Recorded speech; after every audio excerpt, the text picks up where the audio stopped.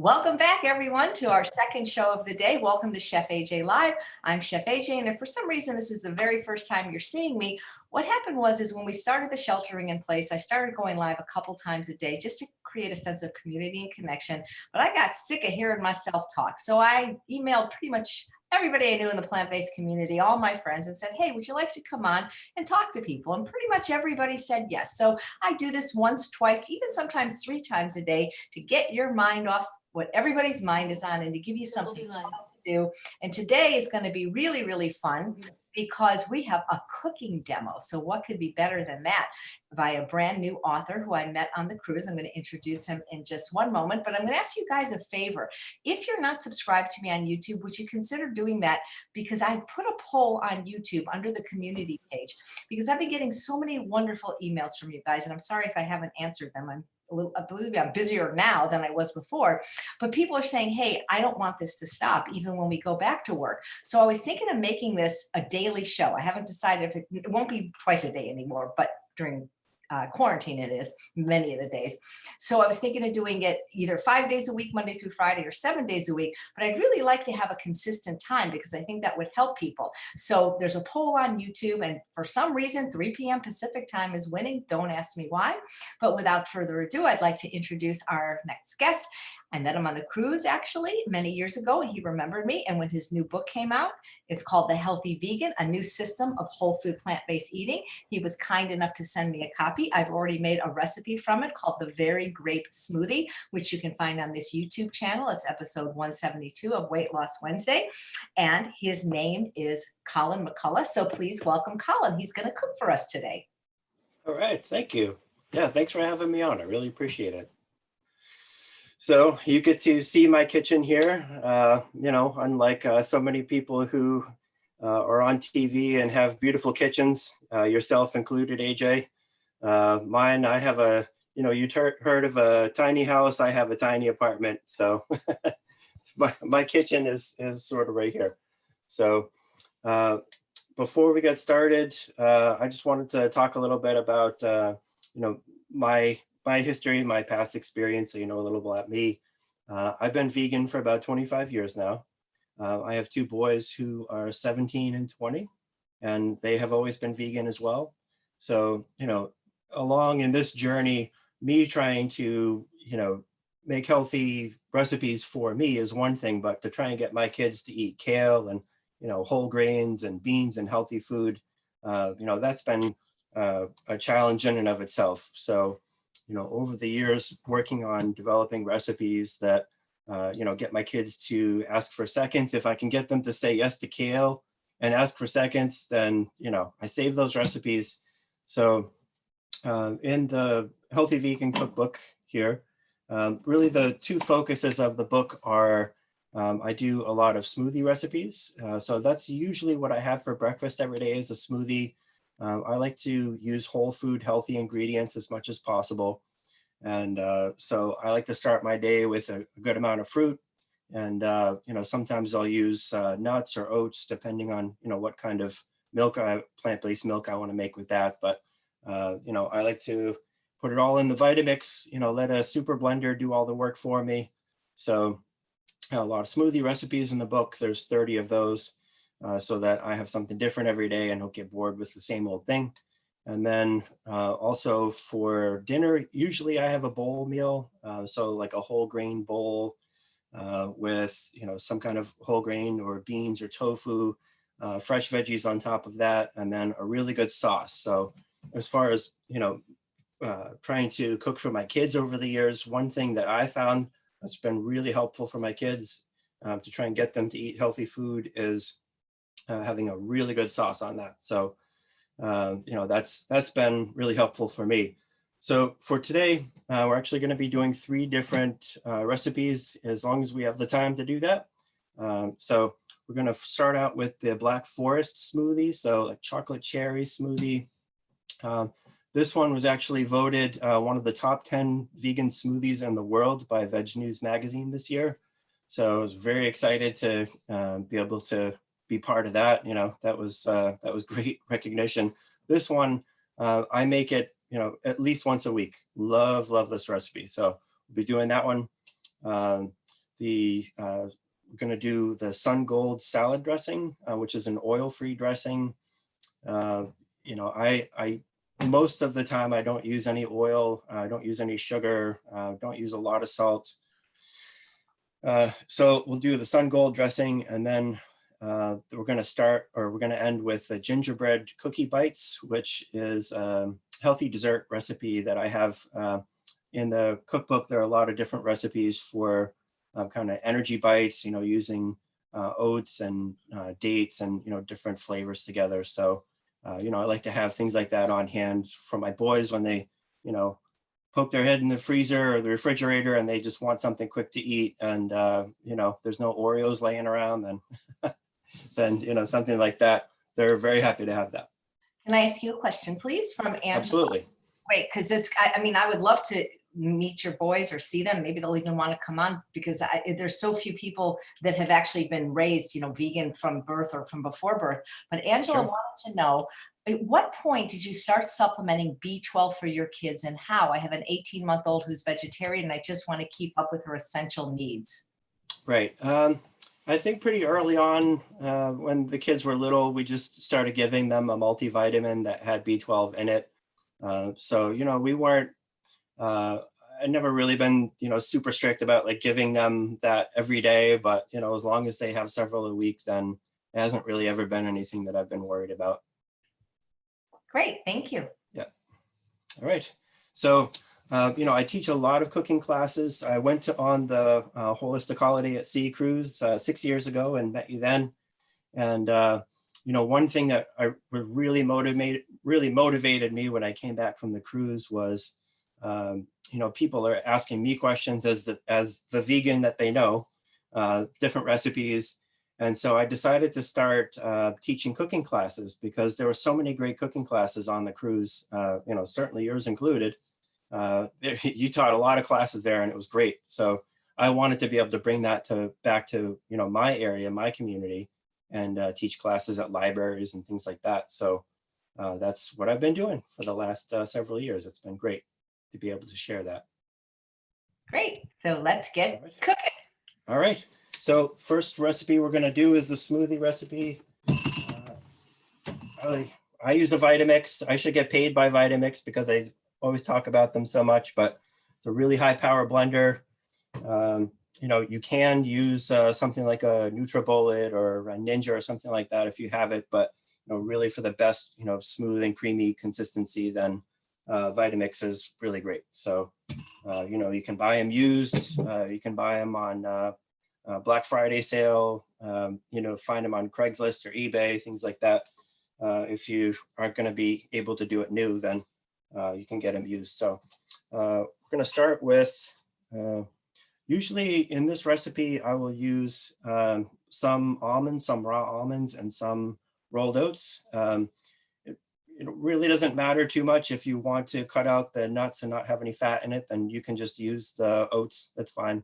So I don't make almond milk or oat milk or anything ahead of time. I always just do it in the blender. So much easier.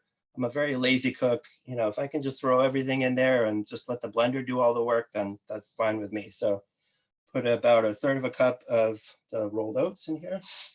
You're a man after my own heart. That's why I love the Instant Pot, because why should we do the work if there's a machine to do it for us? Absolutely. Yep. Well, there's 2 cups of water in here. So what I would like to do is I'll just run the blender for a minute just to blend up the oats before I put everything else in. So it can just do that. So it's a minute. Do you have like music to play or anything while the No, maybe I can talk over the blender or something like that. There you go. All right. Yeah, it's just going to run for a minute. Sure. Okay. I will say though that when you add oats to a smoothie, even if it has some like almond milk in it, it does make it really, really creamy, because I made his grape smoothie and it had oats. And I do that a lot of times with my blended soups as well. I'll put some oats like in my smoky butternut bisque or in my creamy curried kabocha squash soup. Oats are actually quite high in fat compared to other grains. They have almost 20% of their calories from fat. So that's the story. I really appreciate you being here, and I really appreciate it when you share the broadcast. And please consider subscribing to me on YouTube and taking that poll under community so we can find the time that's best for everyone. You back, Colin? I am, yep. All right, so now that the oats are blended with the water, I'll put in the rest of the ingredients. I'll put in half of a frozen banana. So I like to buy a bunch or two of bananas at a time and then wait until they're yellow with a little bit of brown spots on them. Take the peels off, break them in half, put them in a Ziploc bag, put them in the freezer. So they're always available. You know, they're never gonna go bad. So there's the half a banana. Banana also really helps with the creaminess of the smoothie as well. So, you know, I'll put in half a banana, a whole banana. If you put in half, then for me, like I don't really taste it. It's really kind of sitting in the background, but anything more than just a half, then I can start to taste it, which I like to taste a banana, so that's fine. But depends on, you know, what you want to really be able to taste here.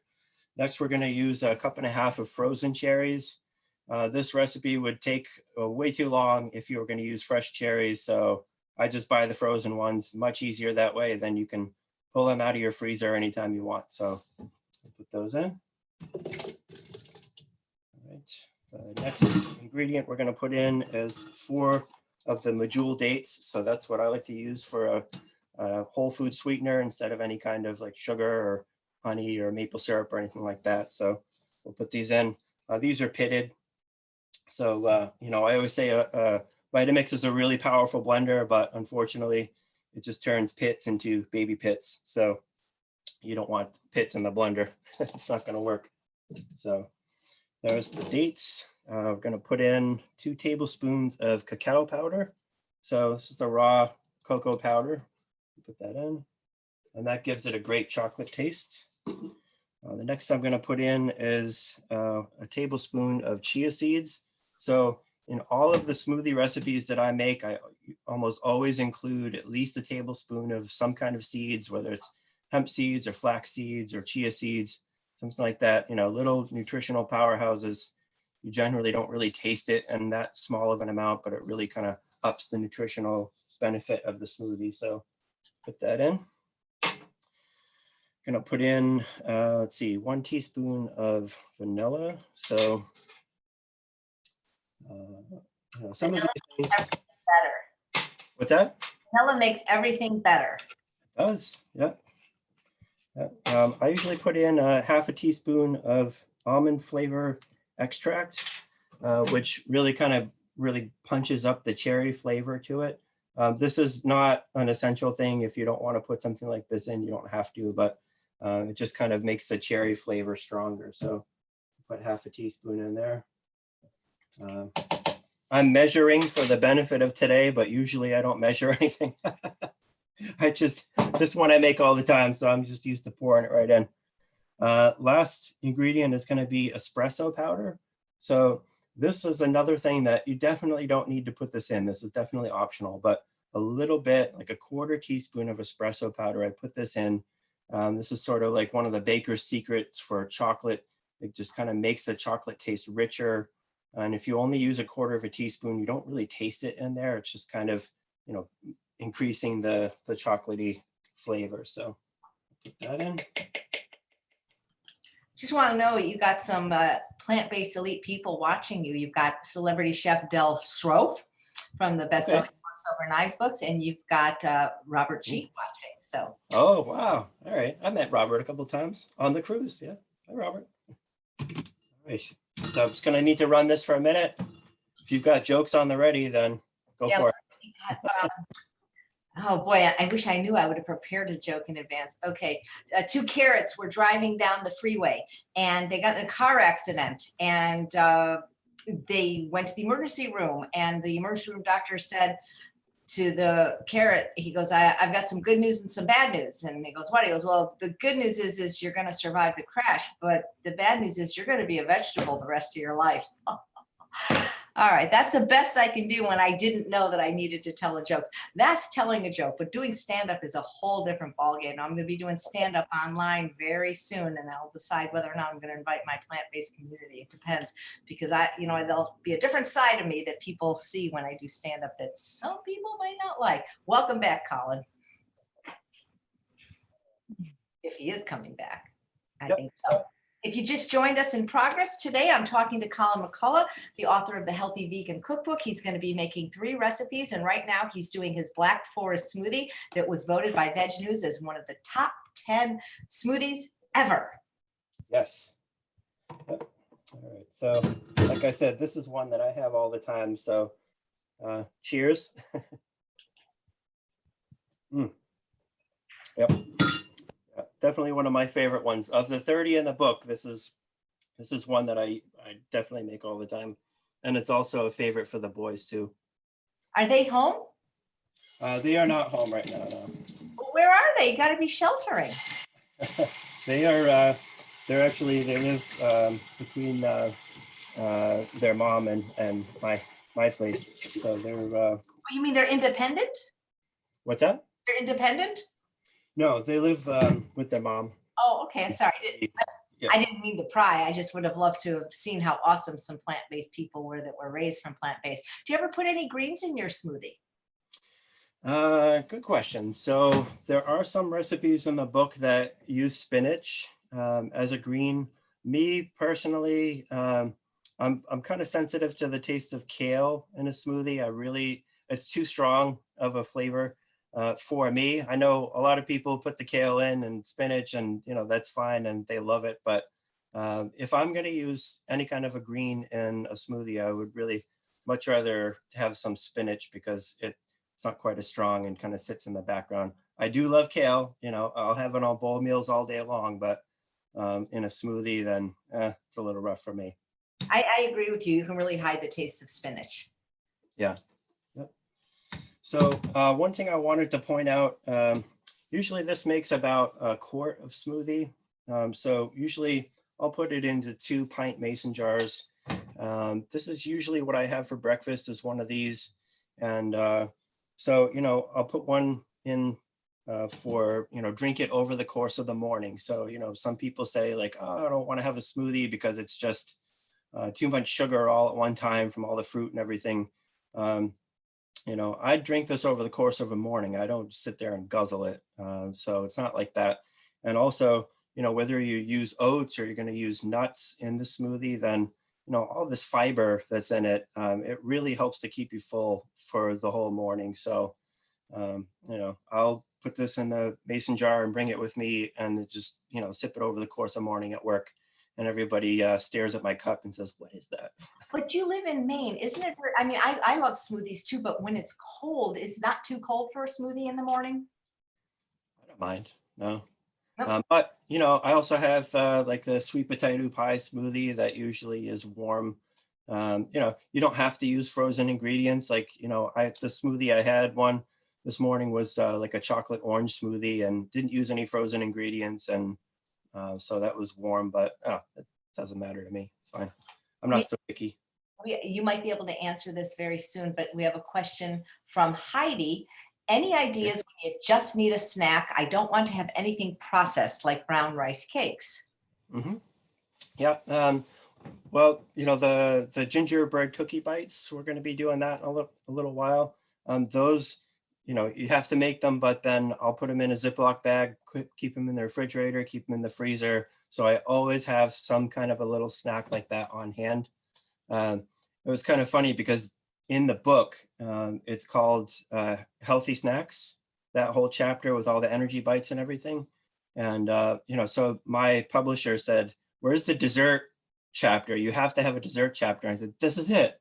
And the thing is, it can be a dessert, it can be your breakfast, it can be a snack, whatever it is, because it's all healthy, whole food ingredients. So it doesn't really matter when you eat it, but I like to have it as a snack or dessert.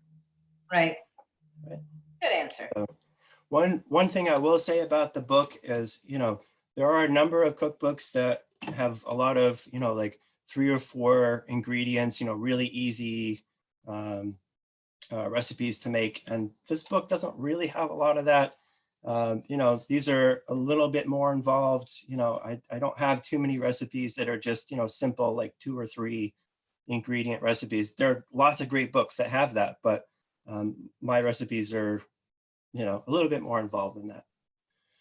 I love to have, a huge flavor profile, for the gingerbread cookie bites. There's, a number of different ingredients. I can taste them all. I love rich food. So, all right. So next recipe, if we can do the next one, if we're all set with this one. So the next one is sun gold dressing. So this one uses nutritional yeast.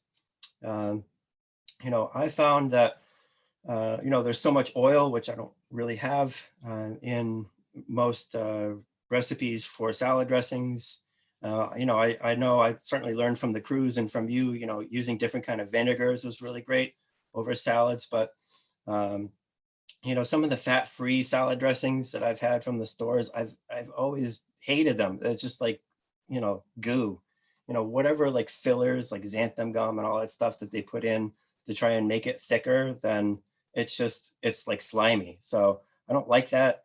I like to be able to make some fresh salad dressings on my own. It's pretty easy with the food press or with the blender. So this will be one of those. Let me just move my tray over here. We have a nice compliment about you. It's, what did she say? Kathy says he is very nice to listen to. And it's interesting because we got some comments. Frank Sabatino, who was earlier today, you both have very nice voices. So we like listening. Thank you. Thank you. All right. So sun gold dressing, we're going to start with the nutritional yeast. So in this recipe, I usually double it whenever I make it because I have the Vitamix container that doesn't really do well with small quantities. There's different models of Vitamix or like a NutriBullet or something that you can make small amounts in, but this one, I usually double it and then just, freeze the rest. So it's easy to do. So I'm going to be using twice as much in this as what I usually put. So usually it's half a cup of nutritional yeast. So I'll put that in. Do you use nutritional yeast, AJ? I do. Okay, so I was schooled by Dr. Alan Goldhammer, and we weren't allowed ever to use that at True North. He's not a fan of it, especially for people that have GI problems, Crohn's, ulcerative colitis. I don't eat it obsessively every single day. You know what I mean? I know vegans that can't even eat some steamed broccoli without like a whole cup, but I use it judiciously. I have a sprinkle, and a lot of my recipes will have 4 tablespoons. So I'm not taking a hard position either way. There are some people that have a sensitivity and they shouldn't have it, but you can't, as far as I know, you can't get that flavor from anything else. So right. Yep. I do like a really good brand though. I like Dr. Furman, who I'm interviewing next week, has talked about it's probably better to get the unfortified brands, healthier for us. And so there's some brands like Sari or Sari, but yeah, I do use it. It's just, I don't use it every single day, every single recipe, but for the recipes you need it for, you can't take it out. I've tried, like my barefoot dressing. I did come up with a cheese sauce without it, but so yes, that's a long answer. The answer is yes. Okay, well, I know some people are for it and some people against. So I like to have it on popcorn a lot. Yeah. Well, let me just say, I am for anything that's going to get people healthy. And so people think of me like, oh, you tell people to eat this and that. Eat whatever you want that's going to make you feel and look your best. And that's all I got to say, and preferably it's not going to have animals in it. So. Mm-hmm. All right. So the next ingredient, we're going to put in a 1/4 cup of water in there.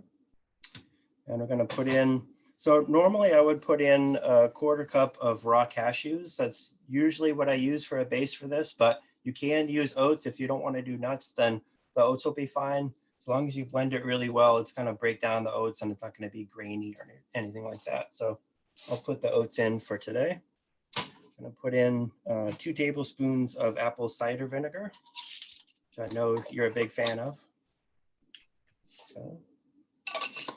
And then we're going to put in a teaspoon of tamari, which is like soy sauce, but just more, it's just soy, whereas actually soy sauce is usually a number of different grains that have been fermented. So tamari, and that also adds some salt to it, the tamari.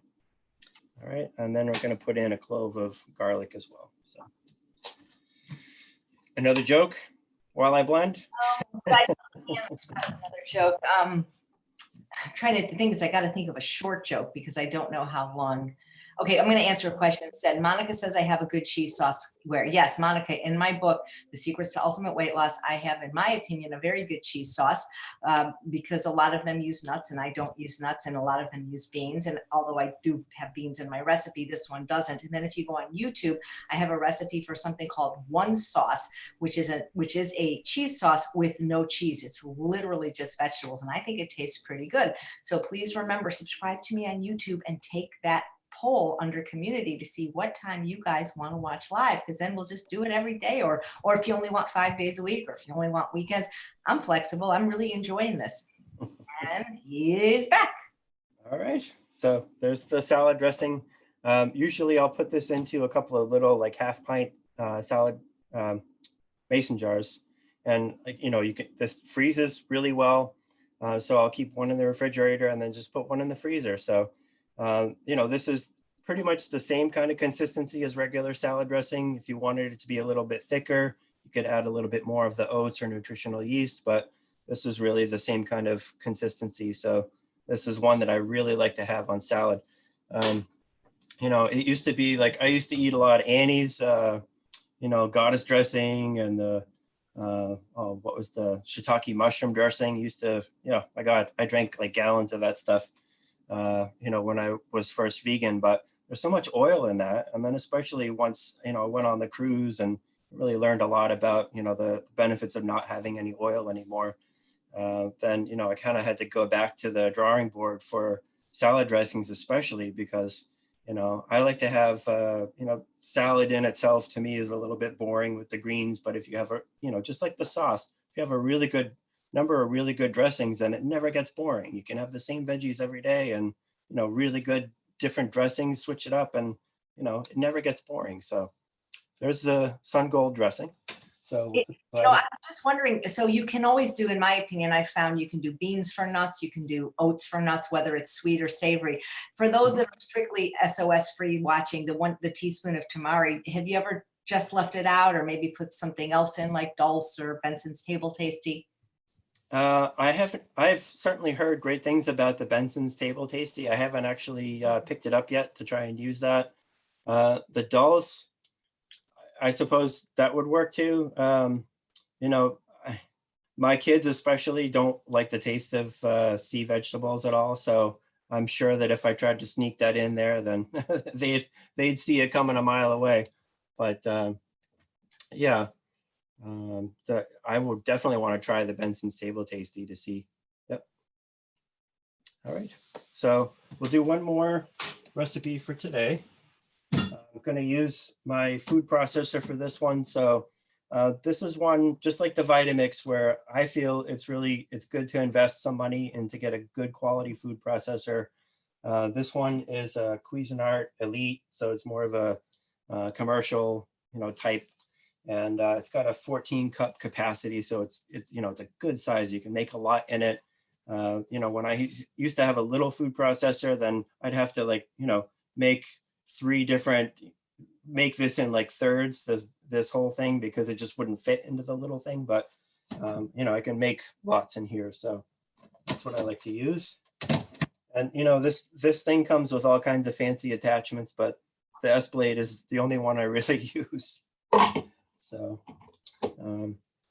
again, these these kind of energy bites, there's a number of different ones in the cookbook, and so I like to have them for snacks, especially when the boys come home and they're looking for something sweet that they can have. I wrote these recipes to be really rich, so I want them to, this isn't something that you're gonna sit down and eat a whole plate full of them. It's too strong for that. You're gonna have 2 or 3. Great, they tasted great, and then you'll be done. So whereas you can plow through a whole bag of Oreos, where I could certainly do that if I wanted to, but I would much rather have something like this. So gingerbread cookie bites. I'm sorry to interrupt. I agree with you. It's whole foods, and not everybody's a food addict or needs to lose weight. And that's why I really think that if you have kids, this is a great book for kids, because they don't worry about that. That's really what I saw it as. I would love to be able to eat some of these richer things, but with the substitutions you're giving us, I'll be able to as well. I'm curious, if you don't have to talk about this right now. I didn't mean to interrupt your recipe, but That's okay. I'd love to know about if your kids aren't there, but maybe you can share stories about how, because they're guys and, it's like, Right. macho. I'd love to talk to them because people are so worried about raising their kids plant-based and it's not going to be manly. So if you have time, I'd love to hear about that either from them at some point or maybe about you. Well, there are a couple of hams, so they'd be happy to come on the show. And well, I suppose ham wouldn't be the right vegan word, but There are you a know, couple of tofu. yeah, Well, they love to talk about it. maybe you'll come back and do a recipe and then we'll have them on because people seem, you guys like it. This is the first time we've done cooking. What do you guys think? Let me hear from you. And if people are liking this, maybe you'll come back in a couple of weeks and we can talk to them as well. Sure. Yeah. Yeah. Oh, I'm sure they'd be happy to. One story that, they talk about sometimes is, in the course of growing up especially as boys and being vegan, if they go out to events or things like, they've been in scouts and, they'll go on camping trips for the weekend and like all of the other kids will be looking at the food that they brought, that's kind of different from what everybody else is eating. And they'll look at the kids and be like, hey, vegan, and the boys will just laugh and they'll say, like, is that an insult? What is that? They'll say, hey, I am the strongest one here. I'm the fastest one here. Like, why are you making fun of me? Look at the crap that you're eating. Like, we should be making fun of you. Why are you making fun of me? It's ridiculous. So they just kind of laugh it off, Yeah. They've been good People are about saying that. they're really enjoying the cooking summit and they would love to meet your kids. So we'll have to have them come back. Oh, great. Sure. Yeah. Actually, after having separate food a number of times, like on scout weekends, then they started to invite the kids to do the cooking for the weekend so that like all of the kids were eating vegan for the weekend. So that was great. That was a lot of fun. So then they come back to me and they say, Dad, what can I make? So Oh, Heidi says she loves the cooking and just ordered your book. She's skinny who struggles to keep weight on. Well, that's good because some of his recipes are a little richer with the nuts. So eat more of those. yeah. One thing with the book is, with all the classes that I teach, some people are allergic to nuts. Some people are trying to lose weight. Some people are trying to gain weight. So, in the cookbook, I really try to make it as adaptable as possible. So, if you can't have nuts, you don't want to have nuts, then you don't have to. You can substitute different things in. It's fine. So, I say like in my recipes, I don't really have any baking in here. So, the quantities of things are not super important. You can add a little bit more or less. If there's one kind of ingredient you don't want to use, it's not necessarily going to be required that it be in there. So, a lot of it's up to taste. I like to watch Dr. Greger's videos and, he'll come out with a new video saying, there's amazing nutrients in sweet potato and eat as much as you can for sweet potatoes. Great. There's all kinds of different recipes in this book that you could use sweet potatoes in if that's what you're going to try and focus on. So, Hey, I'm sure that your kids probably have seen the movie Game Changers. oh yeah. Yeah. Have they told their friends to watch it? Yes. Yeah, they did. Yeah. They love that movie. Mhm. Well, Paul wants to know how old you are. I know, but it's not me. You, it's only you. I'm 44, almost 45, but 44. Yeah. Judy wants to know if your kids cook with you. Uh, Not a lot. I did, one of the reasons that I wrote the cookbook was so that, when they went out into the world and they weren't living with me anymore, they would have all of those recipes that they grew up with. So, I've definitely cooked with them a number of times and shown them. I hope my younger son's not watching. He is the slowest chopper I've ever met, very slow chopping vegetables. So sometimes if I'm just trying to, bang out some dinner, get it done, then yeah, I'll just do it myself. But yeah, no, they do like to cook. Paul says you could pass for 30. That's what I'm that's what I hear from all the guests. Like we have Frank Sabatino and Victoria Moran who are 70, and everybody that's vegans just seems to look like 20 years younger. I'm 60. I mean, I'm told I look 40. I don't know. Yeah. I don't hate when people say you look good for your age. Well, there's a compliment I'll always take if somebody says I look younger than I am. So And you have nice skin. That's another thing I notice is eating this way really does make a difference.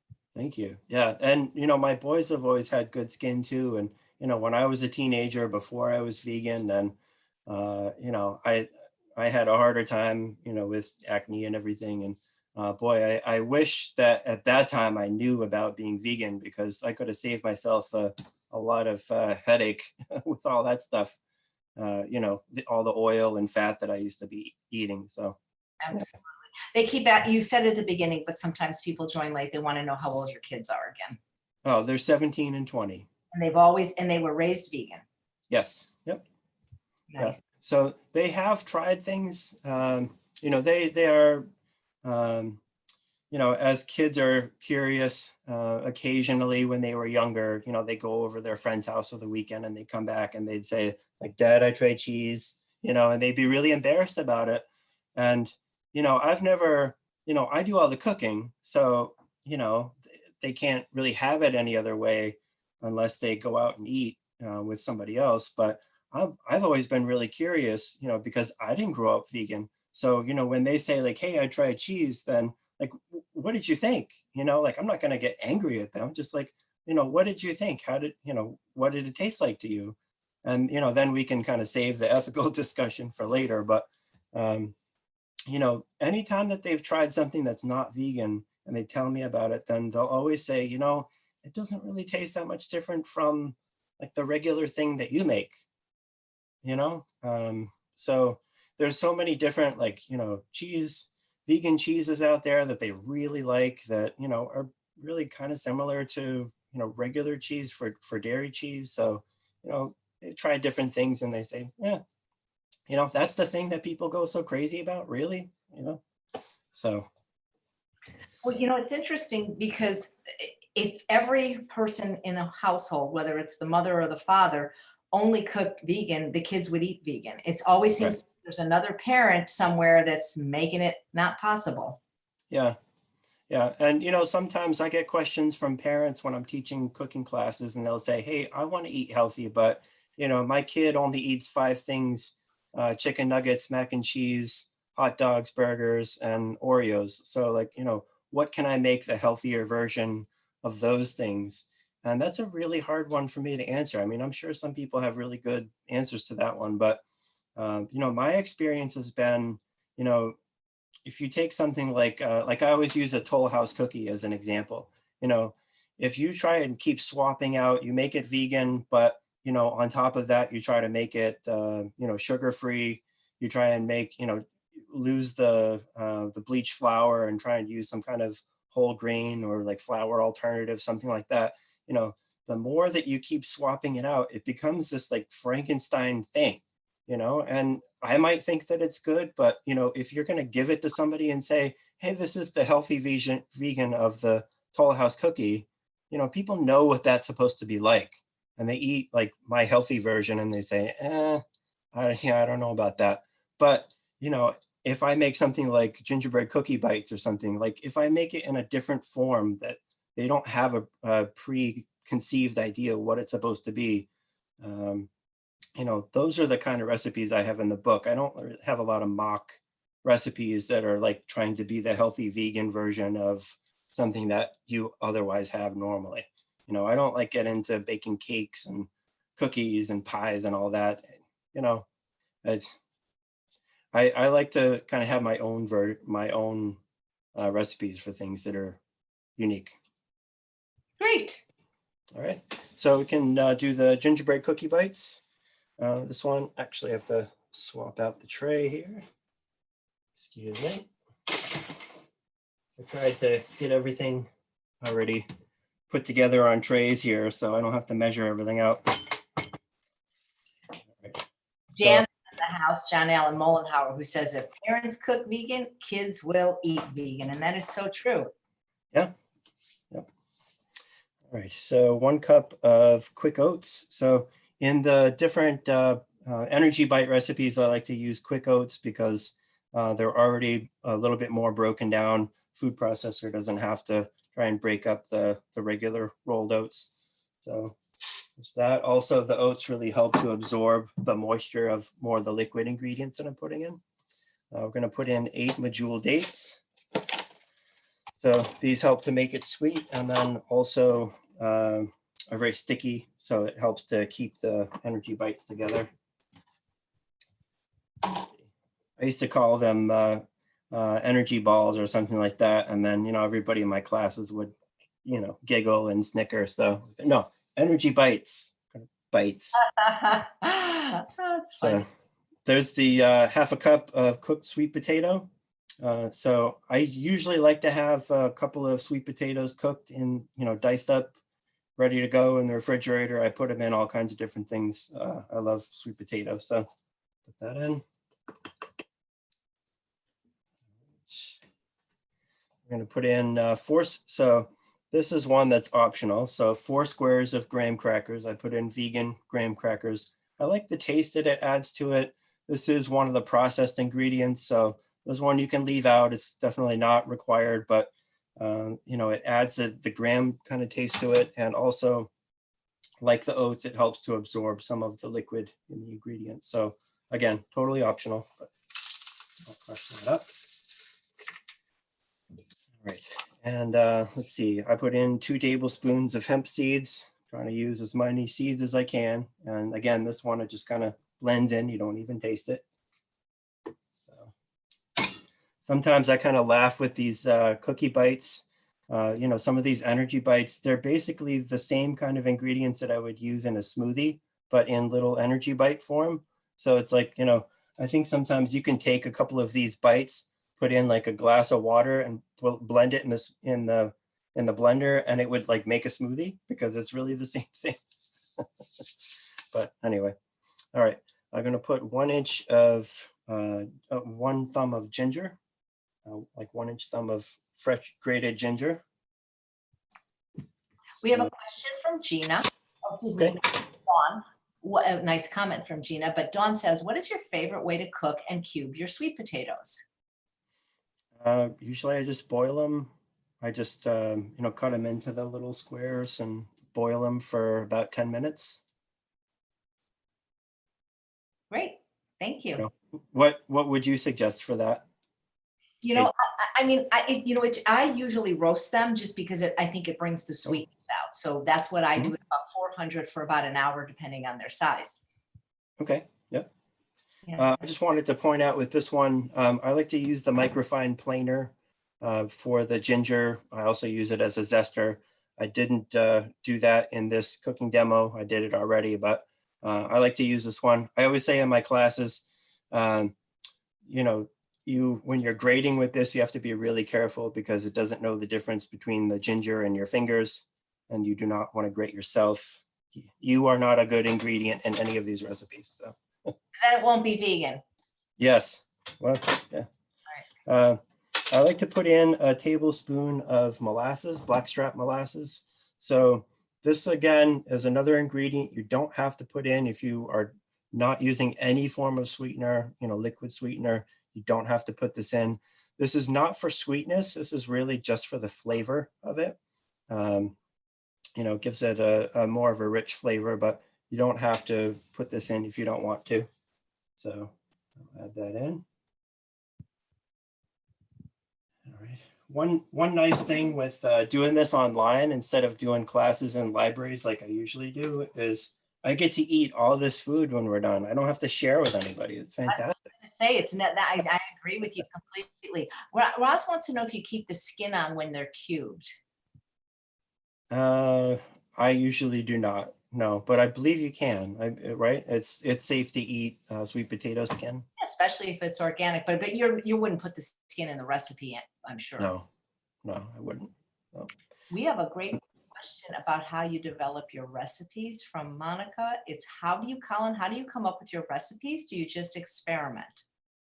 Well, something like this one with the gingerbread cookie bites, usually what I'll look up for something like this is I'll look at regular recipes for gingerbread cookies and see like what are the essential ingredients in there. What is making that cookie taste like a gingerbread cookie?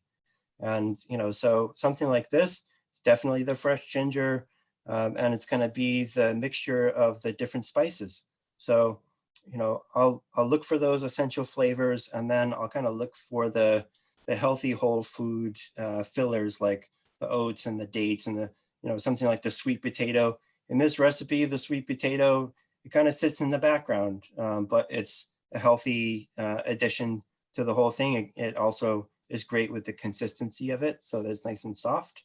So, you know, also just like with the smoothies, you know, a lot of the smoothie recipes in the book are based off of desserts. So they're designed to really taste like dessert. So like the Black Forest smoothie, you know, I look at a Black Forest cake recipe and say, okay, what is making that taste like, you know, what are the essential ingredients in that? Chocolate and cherry. So you put in the cherries, you put in the cacao powder, you know, you have that, and then you're going to put in some kind of a nut or oats as a, like a plant-based milk for it to be in. So we would have had to have tasted the original. And that's what's, you know, somebody that's, it'd be interesting because your kids have been vegan since birth. So I'm guessing there's probably some things they still haven't had.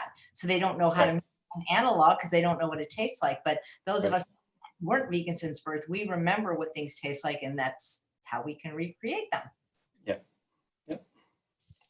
All right. So the next ingredient in the recipe that I had in the book is 1 teaspoon of the Nativa buttery coconut spread. Yeah, So what that was, is that just like the full coconut? It's not coconut oil, it's the whole coconut meat that's been made into a butter, right? that's manna, but this one, the coconut spread, I'm not using it in this. I was using it more when I wrote this book several years ago. You know, it takes a long time to actually get the book published from the time that you submit it. So this is not really an ingredient that I use anymore. I just usually skip it. But the Nativa, they make a coconut oil that has a vegan butter flavoring that's been added to it. So you can use that in baking if it calls for an amount of butter. You can use that as an alternative to margarine. And, you know, it does kind of give this a more of a buttery flavor to it, but you know, I think it tastes great without it. You know, I don't really like to use coconut oil in anything, so usually I just leave this out. And I haven't bought a jar of that in like a year or two, but Guess you know, what, Colin? Have I got a surprise for you? what's Watching that? live is Thomas Allen, the founder of California Balsamic Vinegar, and he would like to send you Ooh. 3 samples of my very favorite vinegars. Oh, I love that. Yeah, well, you talk so much about those on the Holistic Holiday at Sea, so I would love to try that. Yeah. You can even do a recipe. Maybe next time when you come back, you'll make up a recipe with one. He's got a flavor called curry that I love, and we'll let you pick your own flavors. He just texted me. Thank you, Thomas. Okay. Yeah, thank you. Yeah, thanks. All right. So all that's left with these ones is the spices. I just measured them out ahead of time, so I didn't have to measure it with you guys. So I put in a teaspoon of cinnamon. I'm going to put in half a teaspoon of ground nutmeg. I put in 1/8 of a teaspoon of ground cloves because a little bit of cloves goes a long way. I usually put in a little bit of sea salt in here. I like to use the Redmond real salt that they promote on the cruise. That's one that I like to use. The salt, you know, you can leave it out if you want. I just, for this recipe, it kind of gives the flavors a little bit of a boost. So I put it in. I don't mind having a little bit of salt, but if you're salt, oil, sugar free, then you can just leave it out. It's fine. So put that in. And then I'm gonna put a little bit more of the vanilla in here, or you could use vanilla powder if you want. So I just put a little bit of that. All right.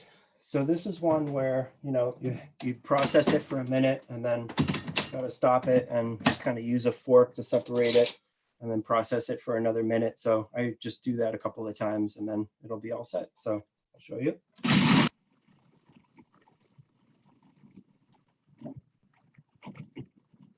always feel like I should have some music going, like there's some dancing or something. Almost sounds like you were underwater there for a minute. Yeah.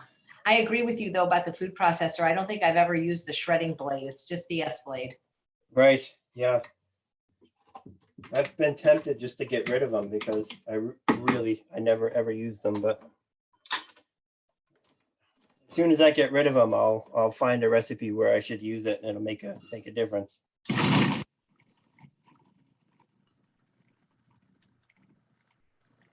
This is one, I like to do these healthy dessert recipes for teens classes sometimes, because with these ones, I can make the batter in the class with the kids and then hand it out to all the kids and they can roll them into, little balls or squares and get them involved too. So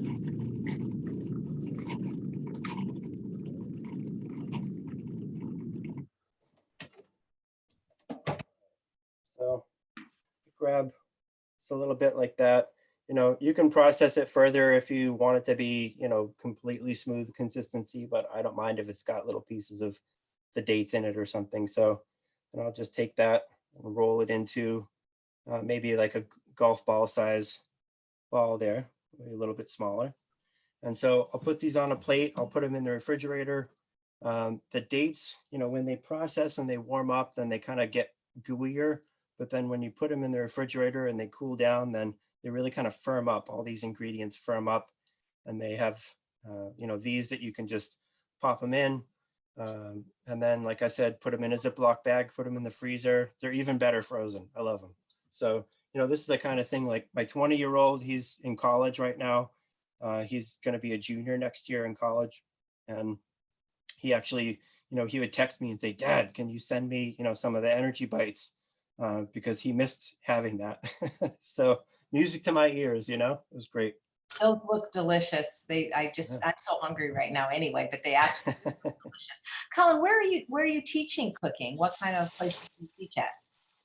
Mostly I teach at libraries. I'll bring the Vitamix, I'll bring the Instant Pot to do the cooking on site. I'll bring the food processor. I'll bring the air fryer, and I'll bring all of those and put them on tables and do presentations at libraries, so places that don't really have kitchens for me to be able to cook out of. Seeing on the holistic holiday at sea, seeing everything set up on the tables, like when you were teaching the classes, then that's basically the same kind of format. So demonstration style, I usually do 4 recipes and then, in about an hour and a half, and then give out samples to everybody. Were you on the cruise this past year? Not this year, no.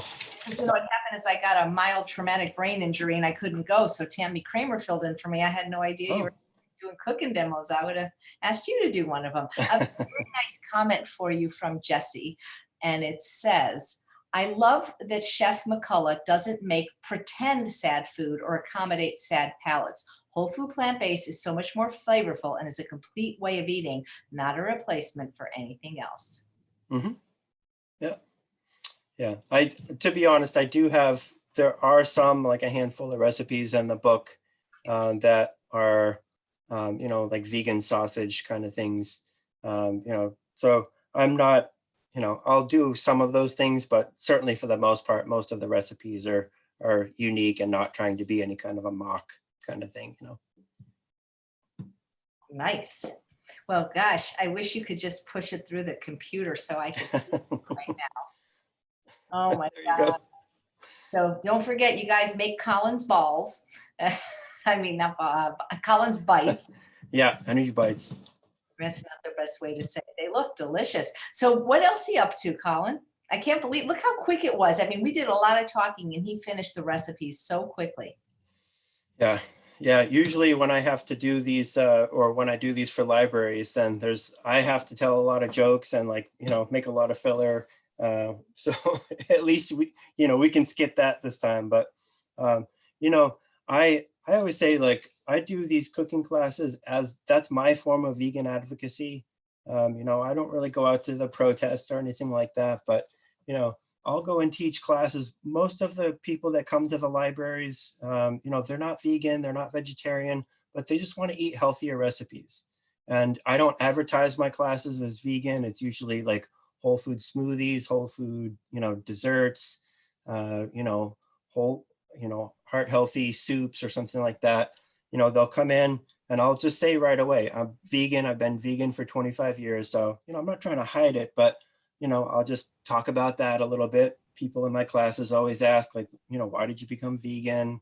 What is it like, being vegan? And, I get the question of, how do you get your protein 3,000 times? And, so, I get that all the time, but, I'm happy to be the person that can explain it to them. And like, I'm not trying to hit them over the head with it. It's just, this is the way that uh, for me to eat, that I feel really good eating this way. And, I just like to be able to help people with that. And, hopefully they get into the ethical part of it as well. Hopefully they go watch some of the documentaries, the game changers that you mentioned earlier. I know a bunch of people who watched that and they were just blown away by it and became vegan or vegetarian after watching that. So that was really good. Hey, could you back up so I can see your full apron? It looks like it might be your book. Oh, yes. That's nice. Yeah, the healthy vegan. Yep. So it was 1995. You were 20 years old, maybe in college or college age, and you just woke up one Yes. day and said, I think I'll be vegan. Yeah, I became vegetarian first. The college that I went to, they served mostly vegetarian food in the cafeteria. It was a music school, so there were lots and lots of Asian kids there. So they had, it was mostly vegetarian. And so for that year that I was there, I had so much great food. And, I didn't know about veganism yet, but, became vegetarian from that.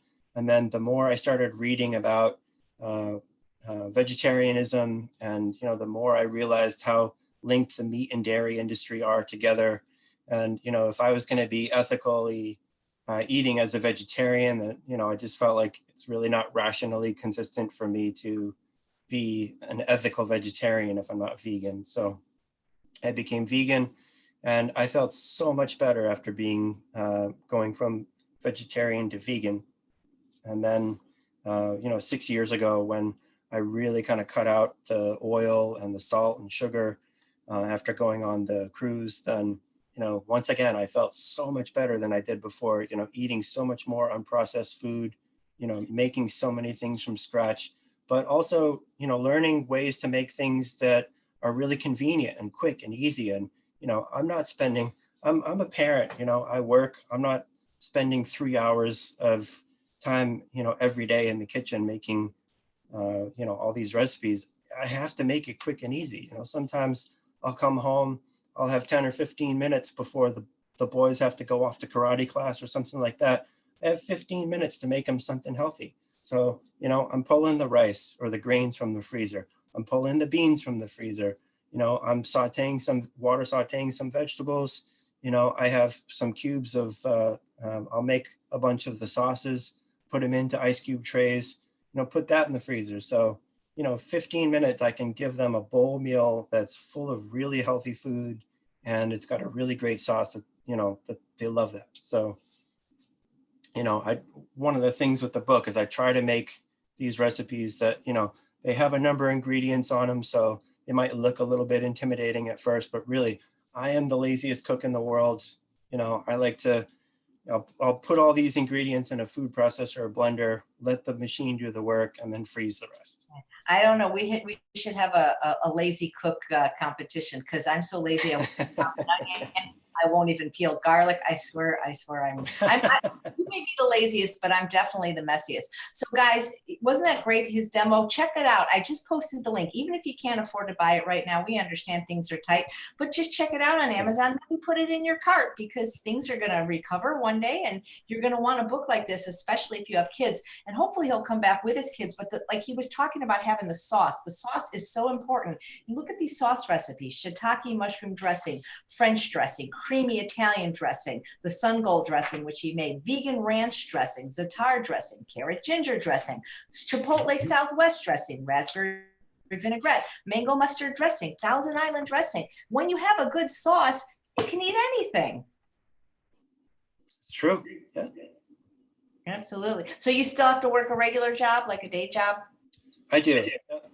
Yeah, but I usually teach cooking classes on, evenings and on weekends too.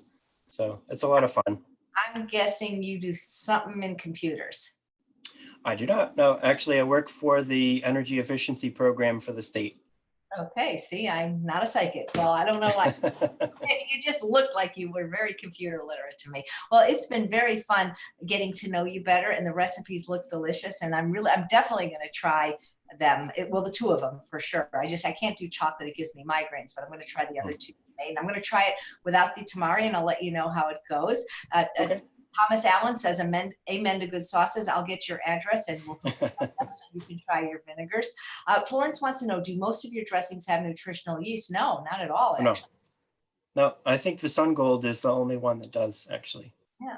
Yeah, so don't worry about it. Some really good recipes, especially those with kids. I mean, the minute I read it, I said, this is going to be a great book for kids. So terrific. Well, thanks, Colin. I can't wait to have you back sometime, maybe to do some more sauces and to let us get to know your kids. And so they can actually say they're not in a cult. They weren't forced to eat. I look forward to really meeting them.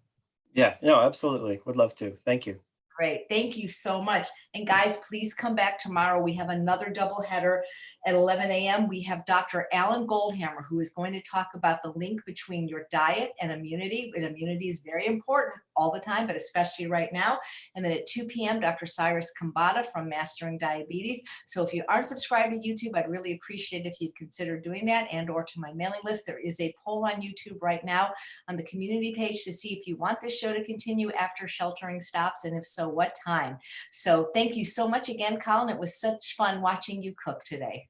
Thanks for having me on, Chef AJ. Thank you very much. Absolutely, guys. And eat good. That's all we care about. Take care. Bye.